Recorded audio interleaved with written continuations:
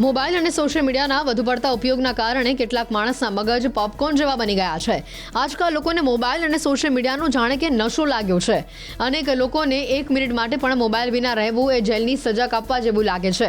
Mobile અને social મીડિયાથી લોકોની માનસિક સ્થિતિ ઉપર અસર પડવા લાગી છે। આવો ખુલાસો સૌરાષ્ટ્ર યુનિવર્સિટીના મનોવિજ્ઞાન ભવનની વિદ્યાર્થીનીઓએ કરેલા એક સર્વેમાં થયો છે। 1364 લોકો પર થયેલા આ સર્વેમાં અનેક ચોંકાવનારા તારણો સામે આવ્યા। સર્વે અનુસાર તરુણો અને યુવાનો દિવસમાં સરેરાશ 175 થી 180 વખત મોબાઈલ ચેક કરે છે। વારંવાર ફોન ચેક કરવો, એક વિડીયો પૂર્ણ ન થયો હોય ત્યાં સ્ક્રોલ કરીને બીજો વિડીયો જોવો, સતત અસ્થિર વિચારો, આ બધા પોપકોર્ન બ્રેનના લક્ષણો છે।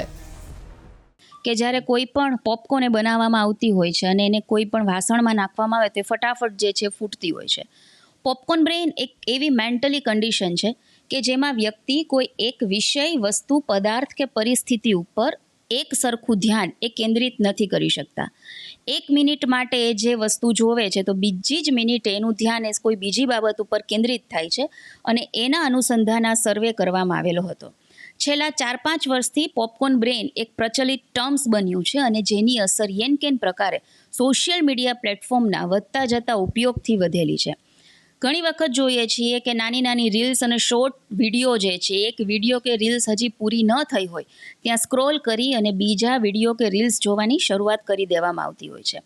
વારંવાર પોતાના મોબાઈલમાં શું આવ્યું, નોટિફિકેશન આવેલું છે તો કેવો મેસેજ આવેલો હશે, આપણે કોઈને મેસેજ કરેલો હોય તો તેનો રિપ્લાય આવેલો છે કે કેમ, એ વારંવાર જોવું એ પોપકોર્ન બ્રેઇનની સ્થિતિ તરફ લોકોને લઈ જાય છે અને સોશિયલ મીડિયા અને મોબાઈલના વધુ પડતા ઉપયોગના કારણે આ પોપકોર્ન બ્રેઇનની સ્થિતિ વણસી હોય એવું હમણાં સર્વેની અંદર જોવા મળેલું છે। એકાગ્રતાની કમી એ યુવાનો હોય, બાળકો હોય કે તરુણો હોય, એકાગ્રતાની કમી એ પોપકોર્ન બ્રેઇનના કારણે જે છે વધેલી હોય એવી પણ સમસ્યાઓ આવે છે। બીજું કે યાદશક્તિનો અભાવ। પહેલાં જે છે કોઈ પણ કેલ્ક્યુલેશન જે છે એ ઘણી બધી વખત મોઢે થઈ શકતું, કેલ્ક્યુલેટરની કે મોબાઈલની જરૂર ન પડતી, પણ આ પોપકોર્ન બ્રેઇનની સ્થિતિ એ દિવસે ને દિવસે જ્યારે વધી છે ત્યારે યાદશક્તિની અંદર પણ ઉણપ આવેલી હોય એવું ક્યાંક ને ક્યાંક અનુભવાય છે। આ સિવાય તો કે જ્યાં સુધી મોબાઈલ ન જોવે ત્યારે બેચેની અને બેબાકડાપણું પણ આના કારણે વધ્યું છે અને લાંબા સમય સુધી ધ્યાન નથી રાખી શકાતું એવું આ પોપકોર્ન બ્રેઇનમાં વિદ્યાર્થીનીઓને તારણ મળેલું છે। પોપકોર્ન બ્રેઇન વિશે અમે લોકોએ સર્વે કર્યો છે। અમે લોકોએ 1364 લોકો ઉપર સર્વે કર્યો છે, જેમાં 180 થી 200 લોકો પોતાનો ફોન વારંવાર ચેક કરે છે અને 74% લોકો એવા છે કે જે પોતાનો મોબાઈલ કામ કરતી વખતે પણ વારંવાર ચેક કરે છે। પોપકોર્ન બ્રેઇનની પરિસ્થિતિ એવી હોય છે કે લોકો કોઈ કામ કરતા હોય ને તો પણ વારંવાર પોતાનો મોબાઈલ ચેક કરતા હોય છે।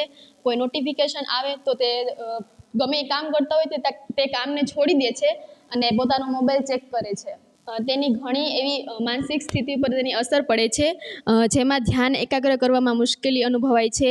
આપણે કોઈ એક વિષય ઉપર કામ કરતા હોય તો બીજા વિષય ઉપર આપણને ધ્યાન ભંગ થવામાં મુશ્કેલી અનુભવાય છે। આપણી લાગણીઓ છે એમાં અસમતુલા જળવાઈ જાય છે। 80% લોકો એવા હતા કે જેઓ નોટિફિકેશન પડે ત્યારે તરત જ પોતાનો મોબાઈલ ચેક કરે છે અને 80% લોકો એવા હતા કે જે એવું માને છે કે વારંવાર મોબાઈલ ચેક કરવો એ અયોગ્ય છે।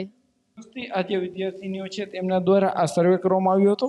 આ મોબાઈલનો ઉપયોગ છે યોગ્ય ઉપયોગ થાય, યોગ્ય સમય સુધી ઉપયોગ થાય તો ચોક્કસથી ફાયદો કરે છે, પરંતુ વધુ પૂરતો ઉપયોગ છે તે ક્યાંક માનસિક બીમારીને પણ નોતરતો હોય છે। ખાસ કરીને એકાગ્રતા જ્યારે ભંગ થતી હોય છે ત્યારે લોકો છે તે પોતાનું કામ છે, કામની ગુણવત્તા ઉપર પણ તેમની ગંભીર અસરો જોવા મળતી હોય છે। હાર્દિક જોશી, ન્યૂઝ 18 ગુજરાતી, રાજકોટ।